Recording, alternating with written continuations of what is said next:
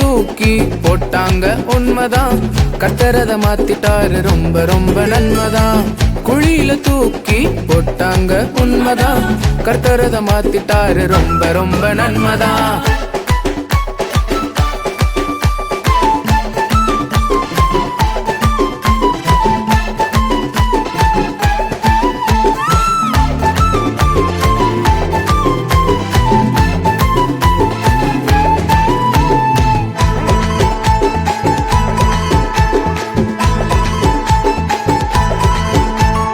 அண்ணன்களை பார்க்க ஓடோடி போன நான், அவங்க பார்த்த பார்வை திண்டாடி போன.